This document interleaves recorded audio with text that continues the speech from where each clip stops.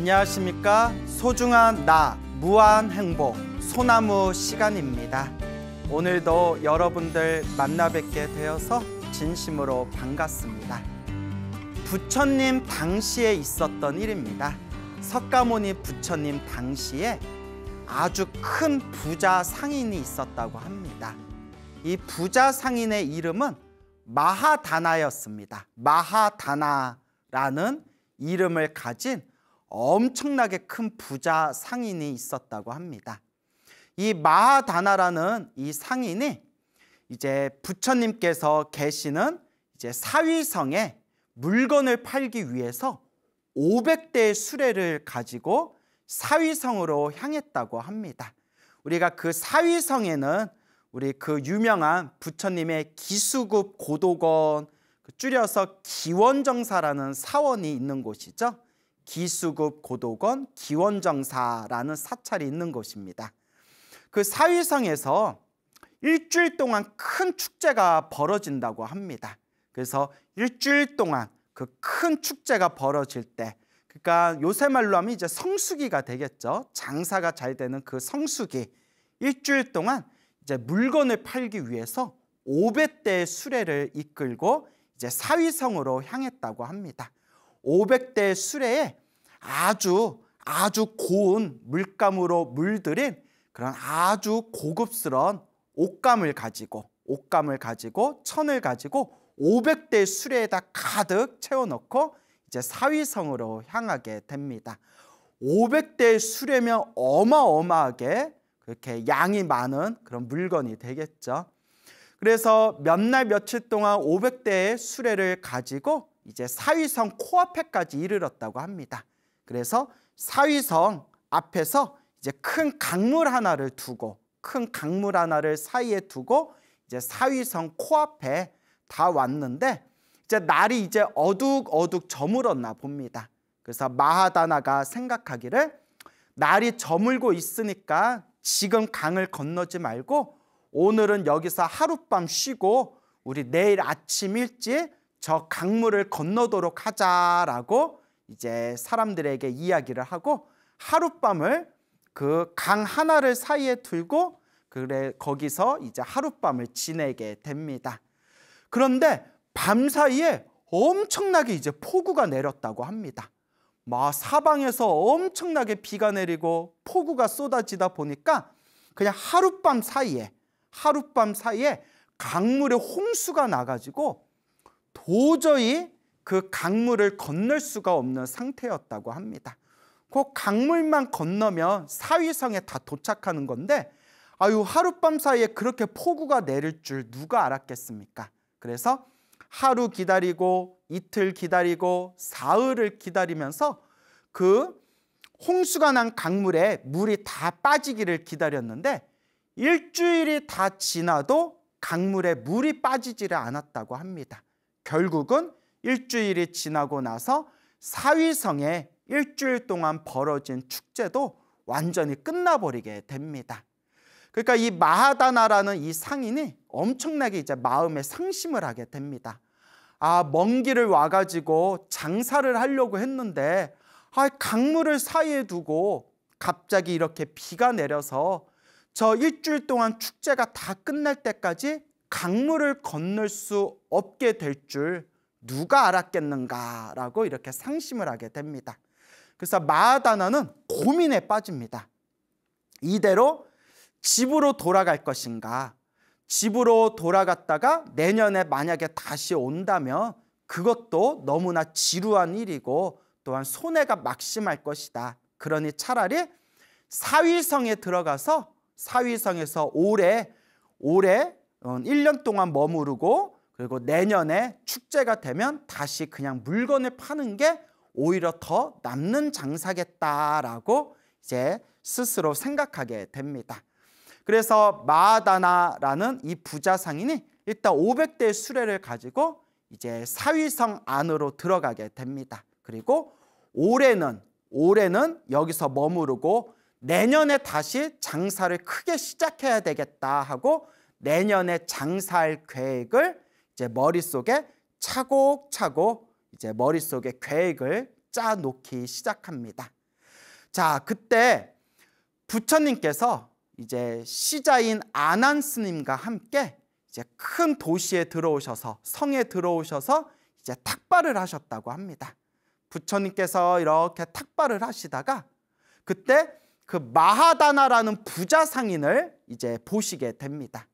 그때 마하다나의 마음을 다 꿰뚫어 보신 부처님께서 이제 아난 스님에게 이렇게 이야기를 하십니다. 아난이여, 아난이여, 저 부자 상인이 보이는가? 예, 부처님, 저기 부자 상인이 보입니다. 왜 그러십니까, 부처님? 저 부자 상인은 수명이 얼마 남지 않았는데, 이제 죽을 날이 얼마 남지 않았는데 스스로 그것도 모르고 코앞에 죽음이 다가왔다는 것도 모르고 내년에 사업할 계획을 지금 짜고 있구나. 내년에 사업하고 장사할 계획을 지금 준비하고 있구나. 지금 당장 눈앞에 죽음이 닥쳤는데도 이제 수명이 얼마 남지 않았다는 것을 부처님께서 이제 다 꿰뚫어 보셨지 않습니까? 저 사람은 자기 자신이 수명이 얼마 남지 않았다라는 것도 모르고 내년에 장사하고 사업할 계획을 준비하고 있구나. 그때 아난 스님이 부처님께 여쭈어 봅니다. 부처님, 저 부자 상인이 수명이 얼마 정도 남았습니까? 그러니까 부처님께서 하시는 말씀이 일주일이 남았다라고 말씀하십니다. 일주일, 7일이죠. 세상에 이제 내 수명이 이제 일주일뿐이 남지 않았다라고 했을 때 우리 평범한 사람들은 얼마나 큰 충격을 받을까요? 이제 부처님께서는 그 중생의 과거 전생과 이번 현생과 다음 생, 미래생까지 완벽하게 꿰뚫어 보시는 그런 신통과 지혜가 있으셨기 때문에 그 마하다나라는 부자 상인이 이제 수명이 일주일이 남았다라는 것을 완벽하게 꿰뚫어 보신 겁니다. 그때 부처님께서 아난 스님에게 저 부자 상인은 이제 수명이 일주일뿐이 남지 않았다. 수명이 이제 7일이 남았다라고 말씀하시면서 부처님께서 다음과 같은 개송을 설하십니다. 오늘 해야 할 일을 지금 실천해라. 내일 죽음이 다가올 줄 누가 알겠는가? 우리는 늘 죽음과 마주하고 있지 않은가? 밤낮으로 바르게 열심히 사는 사람들은 하룻밤을 살더라도 행복하다고 평화로운 성자가 이와 같이 말씀하시네라는 개송을 설하십니다. 그때 아난 스님이 부처님께 다음과 같이 청을 올립니다. 부처님, 제가 저 부자 상인에게 가서 그대의 수명이 얼마 남지 않았다, 그대의 수명이 7일이 남았다라고 제가 직접 가서 말해줘도 되겠습니까? 그때 부처님께서는 모든 것을 완벽하게 꿰뚫어보는 지혜의 눈으로서 이 아난이 저 부자 상인을 만나서 그대의 수명이 얼마 남지 않았다라는 말을 그 부자 상인이 만약에 듣게 된다면 오히려 깨달음을 얻을 수 있는, 도를 깨달을 수 있는 좋은 인연이 펼쳐지겠구나라는 걸 부처님은 완벽하게 꿰뚫어 보신 뒤에 아난 스님에게 그래, 가서 직접 말해도 된다라고 허락을 하십니다. 그래서 이제 아난 스님이 일부러 이제 탁발하는 척, 바루를 들고 탁발하는 척 그 부자 상인 마하다나가 있는 곳으로 가까이 다가가게 됩니다. 이제 이 마하다나가 이제 거룩하게 생긴 우리 아난 스님을 보고 마음에 큰 믿음이 일어나서 이제 아난 스님을 아주 편안하고 깨끗한 자리로 모신 뒤에 이 마하다나가 아난 스님에게 이렇게 공양을 많이 올리게 됩니다. 그때 아난 스님이 그 마하다나 부자 상인에게 다음과 같이 말씀하십니다. 그대는 수명이 얼마 남지 않았다. 그대의 수명은 앞으로 일주일이 남았다. 그대여, 당신의 수명은 이제 일주일이 남았습니다. 7일이 남았습니다. 라고 아난 스님이 그 부자 상인인 마하다나에게 이제 7일의 수명이 남았다라고 이야기를 전해줍니다. 그때 마하다나가 엄청나게 충격을 받습니다. 내 수명이 7일뿐이 안 남았다고? 나는 아직도 젊고 해야 할 일이 많은데 맙소사 내 수명이 일주일뿐이 안 남았다고? 우리 같으면 굉장히 기분이 더러울 겁니다, 여러분. 그 굉장히 마음이 혼란스럽거나 어디 땡중에 거짓말을 하고 있어 이렇게 이제 화를 낼 수도 있겠죠. 근데 이제 마하다나는 처음에는 큰 충격을 받았지만 이어서 자신의 마음을 아주 고요하게 잘 다스립니다.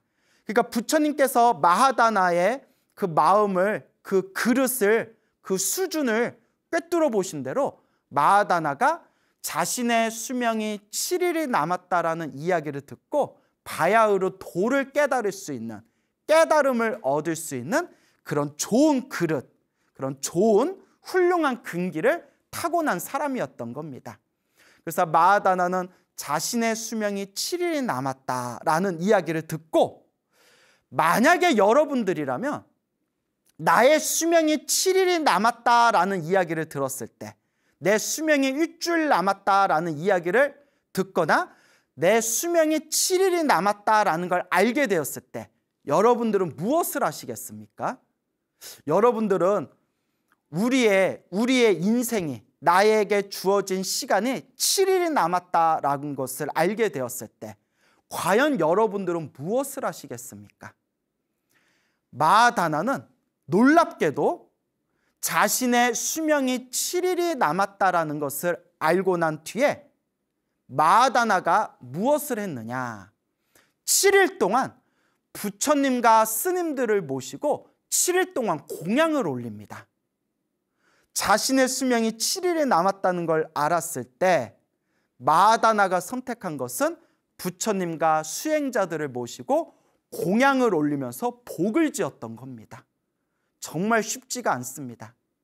정말 우리가 평생 절에 다녔던 사람이라 하더라도 내 수명이 일주일이 남았다는 걸 알게 되었을 때 과연 이렇게 일주일의 시간 동안 오로지 부처님과 그리고 수행자들을 위해서 복을 짓고 공양을 올리고 내 마음을 닦을 수 있을 것인가?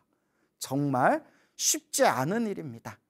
그래서 우리가 이와 같이 마하다나와 같은 선택을 할 수 있는 이런 사람들을 불교에서는 성근이 깊다라고 표현합니다. 많이 들어보셨죠? 성근이 깊다. 착할선, 뿌리 익은, 과거 전생에서부터 착한 뿌리가 아주 깊기 때문에 우리는 이와 같은 올바른, 또한 복을 짓고 공덕을 닦을 수 있는 선택을 할 수 있는 겁니다.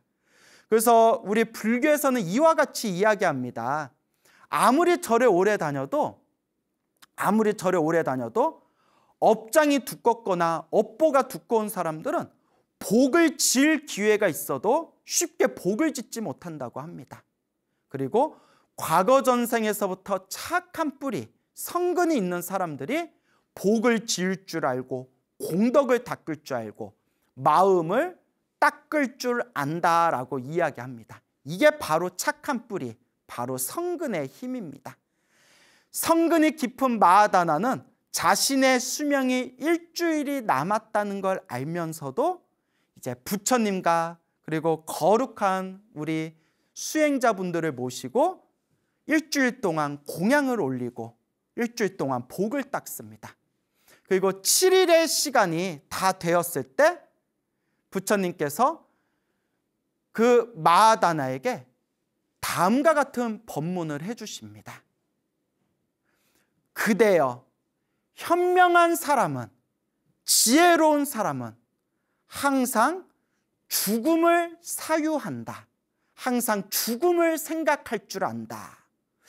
현명한 사람은 항상 죽음을 생각한다. 이게 무슨 뜻일까요?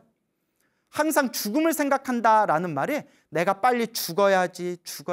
아유, 내가 이 더러운 세상 빨리 자살해야지. 이렇게 죽음을 부정적으로 생각한다는 뜻이 절대 아닙니다, 여러분. 부처님께서 말씀하신 지혜로운 사람은 항상 죽음을 생각할 줄 안다. 여기에 담겨진 깊은 뜻은 언젠가 사람은 결국 죽게 된다.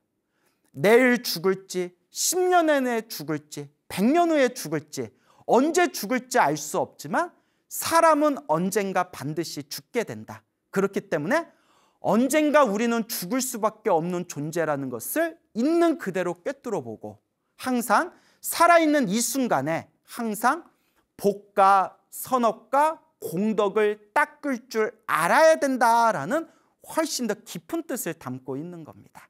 그래서 부처님께서 마하다나에게 그대여 현명한 사람은, 지혜로운 사람은 늘 항상 죽음을 생각한다. 언젠가 우리는 결국 죽을 수밖에 없는 존재이기 때문에 항상 지금 이 순간 내 마음을 닦고 복과 선업과 공덕을 닦을 줄 알아야 된다라는 말씀입니다.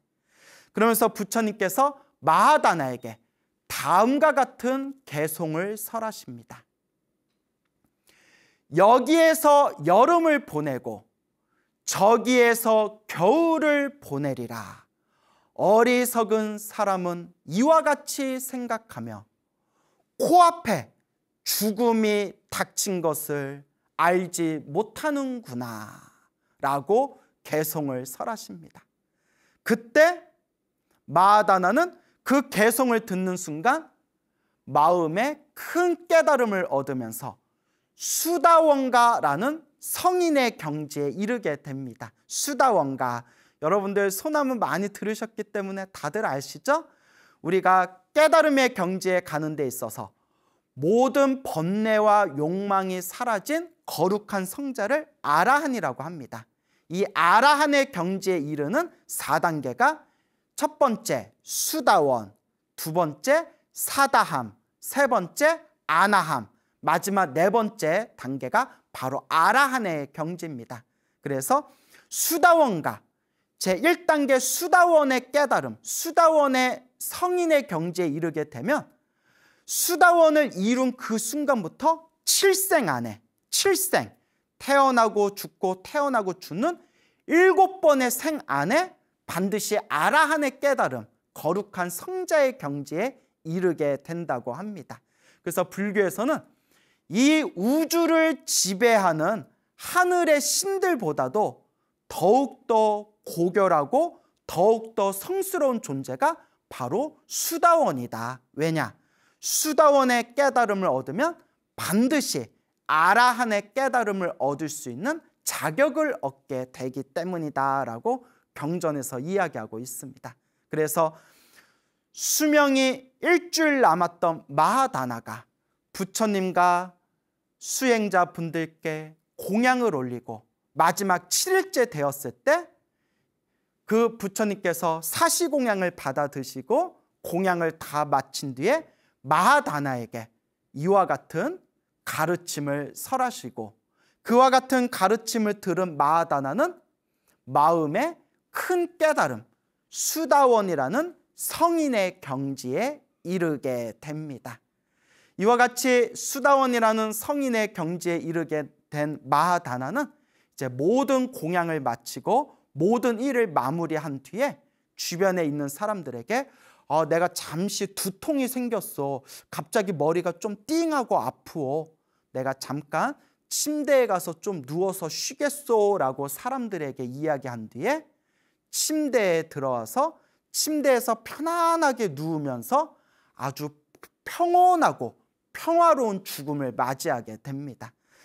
부처님께서 예언하신 대로 딱 7일이 지났을 때 이 마하다나는 숨이 끊기게 되고 평화롭게 침대 위에서 숨이 끊기고 숨이 끊기는 그 순간에 하늘세계 도솔천이라는 천상세계의 신으로 태어나게 되었다라는 그런 부처님의 가르침이 지금까지 전해지고 있습니다.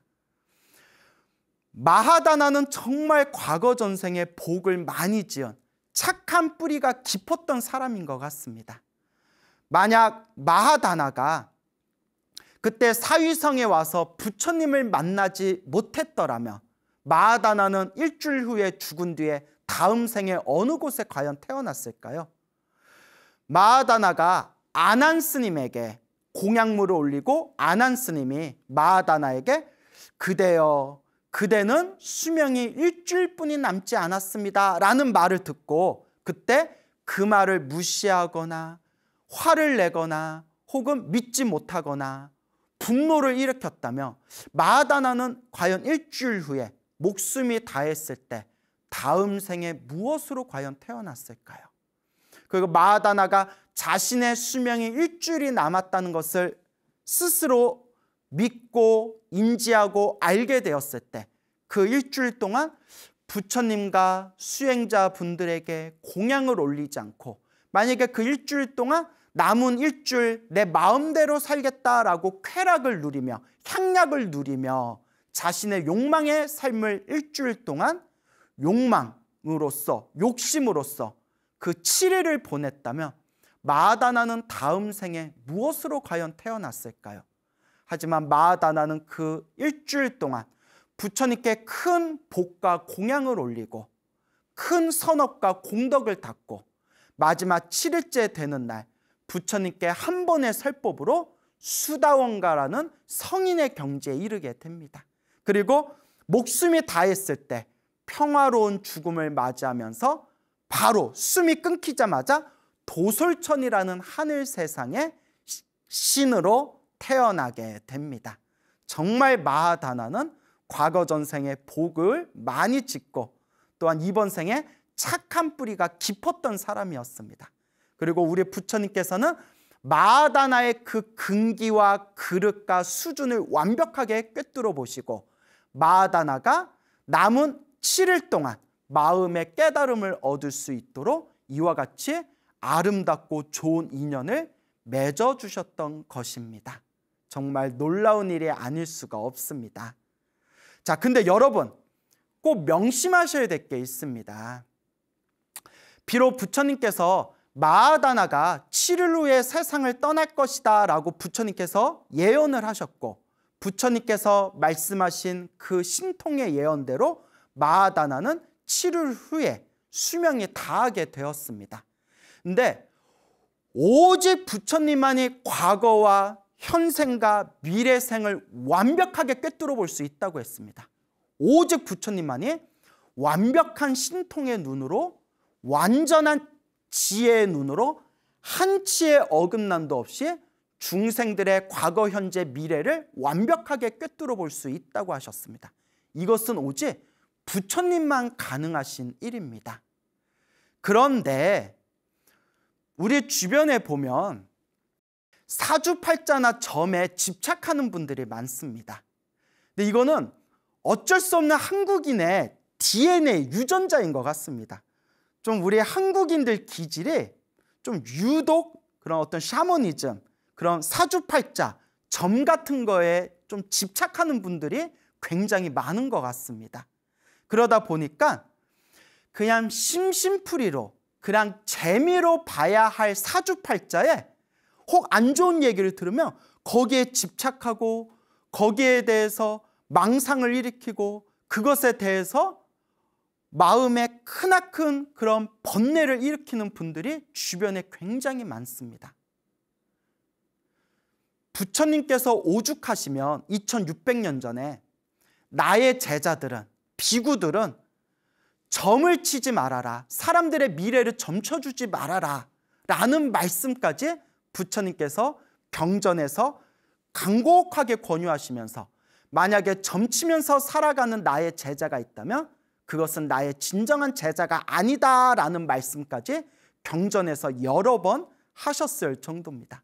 근데 우리 한국인들은 워낙 그런 사주팔자나 점에 대한 그런 어떤 욕구가 굉장히 강한 것 같고 심지어 절에 오래 다닌 불자님들조차도 그런 사주팔자나 점에 굉장히 집착하는 분들이 많다라는 것을 우리 주변에서 쉽게 발견할 수가 있습니다.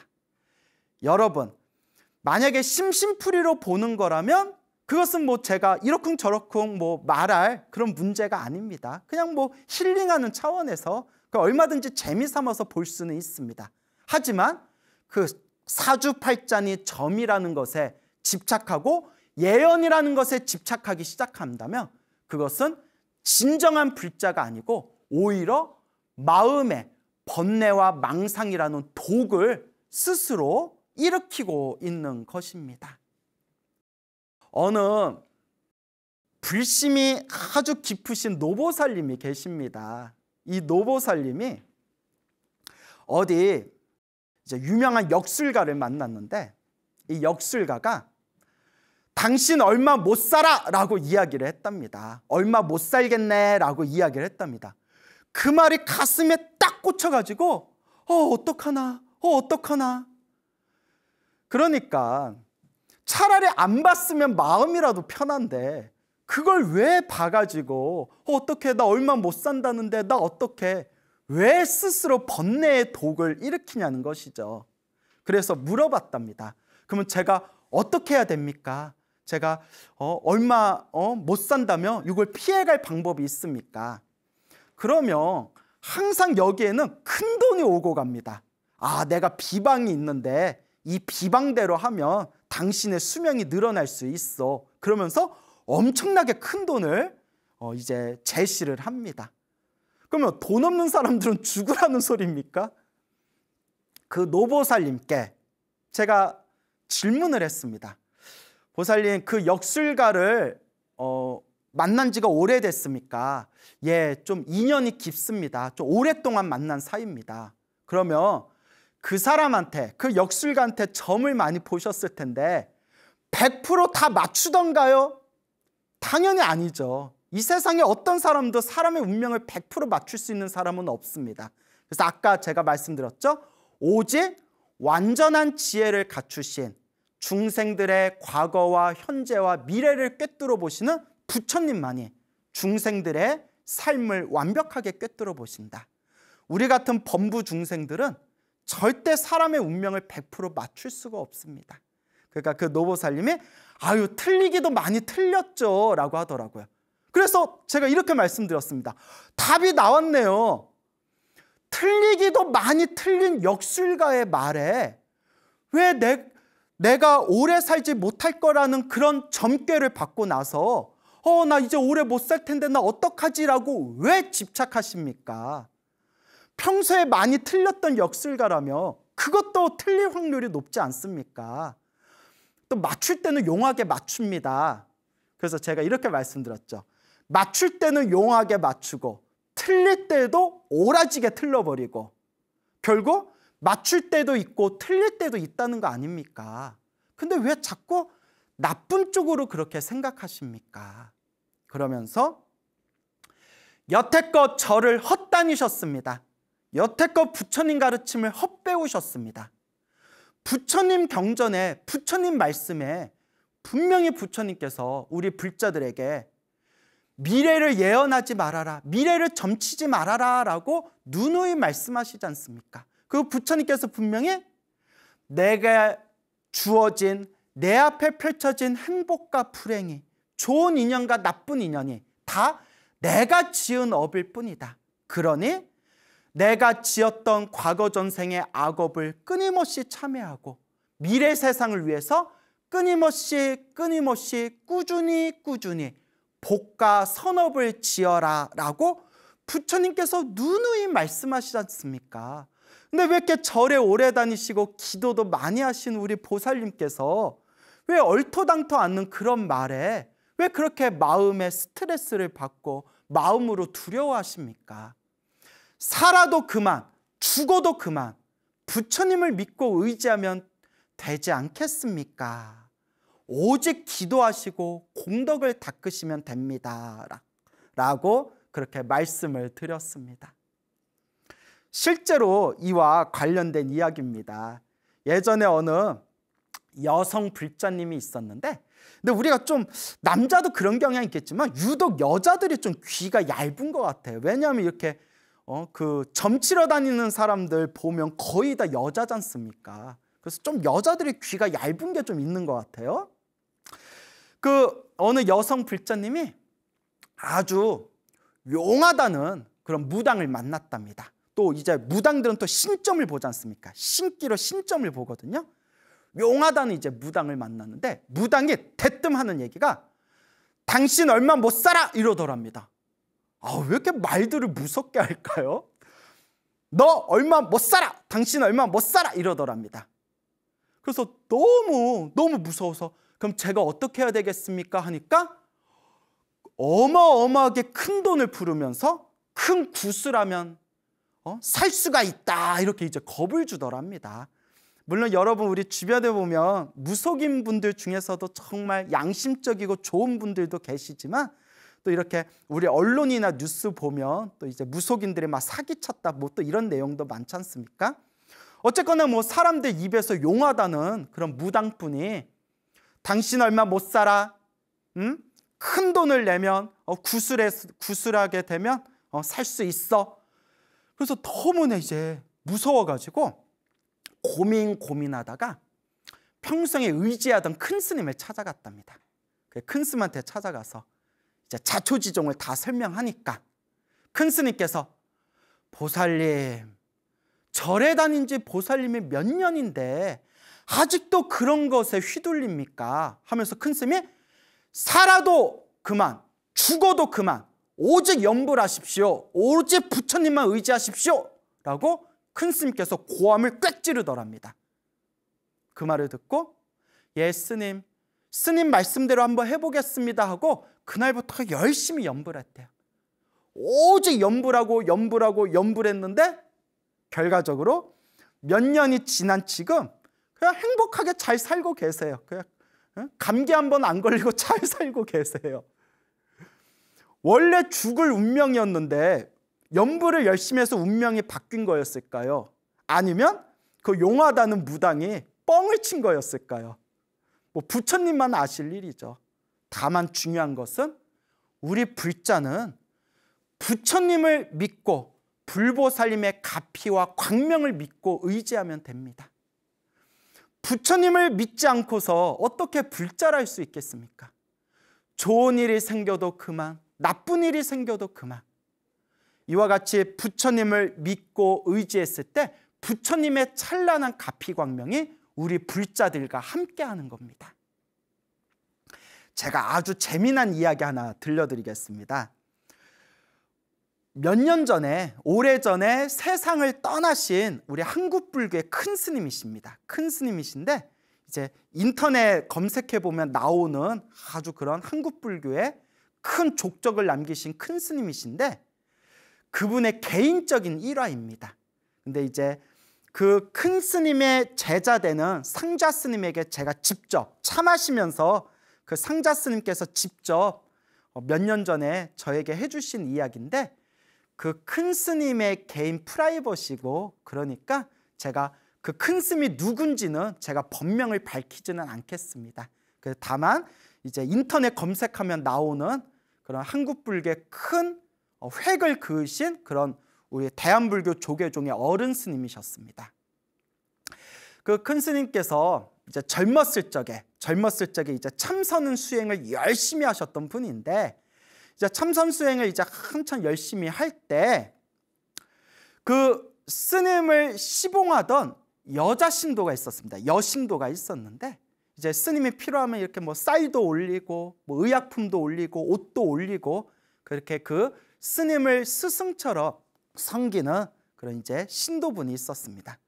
근데 지금도 그렇지만 지금 불자들도 좀 이렇게 점치는 거 좋아하지 않습니까? 근데 몇십 년 전에는 오죽했겠어요. 몇십 년 전에. 그래서 요 신도분이 머릿속에 잠깐 망상이 일어납니다. 망상. 그러니까 어떤 망상이 일어나냐면 내가 모시는 이 스님이 나중에 큰 스님이 될 수 있을까? 큰 스님이 되실 만한 분일까? 이런 이제 망상이 일어납니다. 아니 큰 스님이 되든 안 돼도 무슨 상관입니까? 수행 열심히 하시는 스님 이렇게 시봉하고 이렇게 잘 모시면 되는 거지. 근데 이제 사람의 마음이 그렇게 조금 간사한 데가 있지 않습니까? 그래서 요 신도분께서 아주 용하다는, 그 당시에 아주 용하다는 사람들 사이에서 소문이 자자한 역술가를 찾아갔답니다. 또 옛날에는 뭐 전화로 이렇게 예약하는 것도 없고 그냥 새벽 일찍 가면 뭐 하루 밤 동안 막 줄 서가지고 기다릴 때도 있고 그리고 막 몇 날 며칠 동안 대기를 할 때도 있을 정도로 그 옛날에는 그렇게 이제 점치는 게 되게 성황이었던 그런 시절이 있었나 봅니다. 겨우겨우 이제 아는 사람 인맥을 통해 가지고 그 용하다는 이제 역술가를 만나게 됩니다. 용하다는 역술가를 만나서 어떻게 알았는지 모르겠지만 그 큰 스님 사주 있지 않습니까? 큰 스님 사주팔자, 큰 스님 사주팔자를 이렇게 이제 그 역술가한테 보여주면서 이제 이 사람이 스님이다라는 이야기는 안 하고 그냥 내 아는 분인데, 내 아는 사람인데 이 사람이 앞으로 잘 되려는지 한번 봐주시오라고 그 신도분이 용한 역술가한테 이제 이렇게 이제 사주팔자를 봤답니다. 그래서 이제 역술가가 이렇게 명리를 하는 분인지 아니면 신점을 보는 분인지는 모르겠어요. 뭐 워낙 옛날 이야기니까. 근데 아마 좀 신기도 좀 있었던 것 같아요. 이렇게 이제 보더니 갑자기 사주팔자 그 종이를 책상에 탕 하고 놓으면서 침을 퇴 하고 뱉더랍니다. 침을 퇴 하고 뱉으면서 내 살다 이렇게 더럽고 고약한 사주는 내 처음 본다고. 아우 고약해, 아우 사주 더럽네 하면서 아주 비천한 사주다 이러더랍니다. 그 얘기를 듣고 신도분이 엄청나게 이제 충격을 받지 않았겠어요? 그렇게 사주가 안 좋아요? 이거 뭐 하는 사람이요? 아우 안 좋아, 아우 더럽고 고약해 이러더랍니다. 그래서 일단 그 이야기를 자기만 혼자 이렇게 이제 간직했답니다. 뭐 나쁜 얘기인데, 안 좋은 얘기인데 이제 주변에 이야기할 필요가 없지 않습니까? 그렇게 이제 혼자만 그때 용한 역술가를 만나서 내가 모시는 스님 사주가 어때요? 아우 더럽고 고약하오 했던 그 일화를 혼자만 간직하고 주변에 얘기를 안 했답니다. 그런데 결과적으로 세월이 흘러서 그 용한 역술가가 더럽고 고약한 비천한 사주라고 했던 그 스님이 결과적으로는 현대 한국 불교의 한 획을 그을 정도로 크나큰 족적을 남길 정도로 아주 유명하신 그런 큰 스님이 되십니다. 그래서 이제 몇 해 전에, 오래전에 세상을 떠나신 분입니다. 그래서 나중에 세월이 한참 흐른 뒤에 그 여신도가 이제 노보살이 된 뒤에 그 상자 스님들께 사실은 옛날에 이랬던 적이 있었다.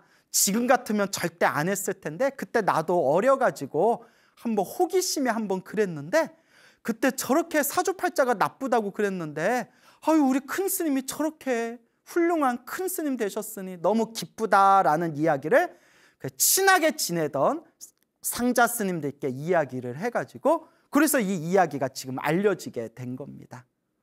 정말 놀랍지 않습니까? 제가 왜 이런 이야기를 할까요?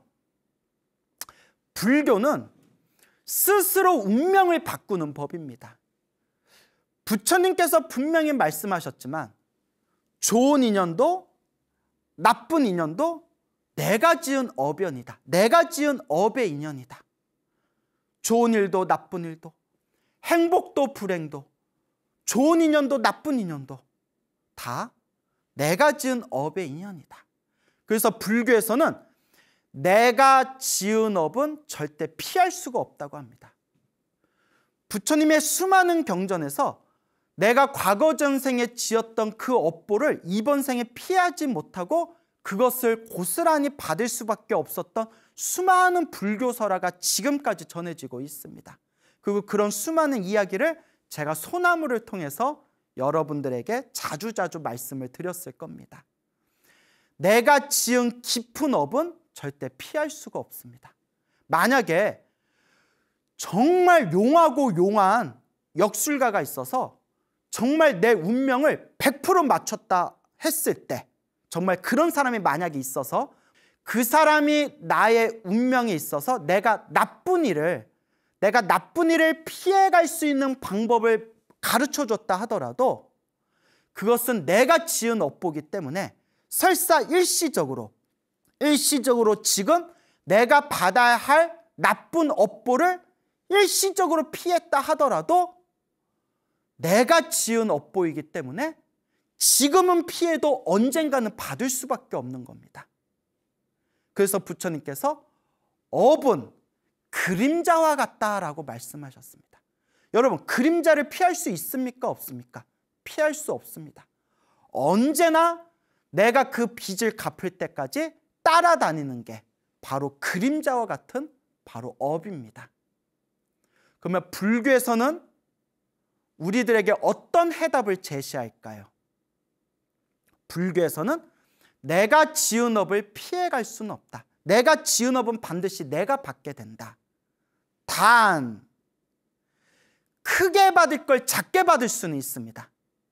내 수행의 힘에 의해서, 내 공덕의 힘에 의해서 크게 받을 걸 작게 받을 수는 있다. 크게 받을 걸 작게 받을 수 있는 이 인과 업보의 인연법을 그동안 소나무를 통해서 여러분들에게 누누이 말씀을 드렸습니다. 마치 소금물이 담겨져 있는 컵과 같다.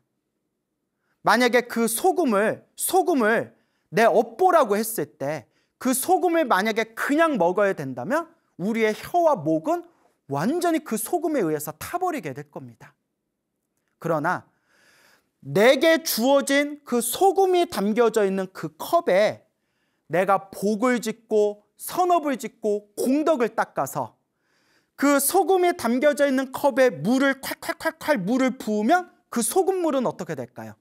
점점 희석되면서 내가 얼만큼 소금이 담겨져 있는 컵에 물을 부었냐에 따라서 그 소금은 점점 희석되어 나중에 내가 어쩔 수 없이 먹는다 하더라도 내 혀와 내 목에 큰 고통을 주지 않거나 혹은 크게 받을 고통을 작게 받으면서 그 소금물, 희석되어진 소금물을 마실 수가 있는 겁니다. 그게 불교에서 말하는 내가 지은 업은 내가 받을 수밖에 없대. 내가 복과 선업과 공덕의 힘을 통해서 내가 지은 악업을 희석시킬 수 있다. 즉 크게 받을 업을 작게 받을 수가 있다라고 우리 부처님께서는 말씀하시고 있는 겁니다. 진정한 불자라면 오로지 부처님의 말씀에 의지해야 됩니다. 부처님의 가피와 불보살님의 위심력을 믿고 의지해야 됩니다. 부처님의 말씀을 의지하면서 닦아가야 됩니다. 진정한 불자라면 마음의 중심을 세우고 허망한 말에 끄달리지 마시기 바랍니다. 오늘 여러분들에게 말씀드린 마하다나와 같이 만약 내 수명이 정말 7일뿐이 남지 않았다면 우리 진정한 불자는 무엇을 선택해야 될까요? 저라면 그 7일 동안 복을 짓고 선업을 짓고 조금이라도 공덕을 닦으면서 간절하게 7일 동안 염불을 할 것입니다. 만약에 어쩔 수 없이 내가 받아야 할 나의 업보가 있고 나의 나쁜 인연들이 있다면 저는 차라리 내가 과거 전생에 지었던 내 숙제와 빚을 지금 갚는구나 생각하면서 차라리 지금 이 순간 염불을 한번 저는 더 할 것입니다. 왜냐?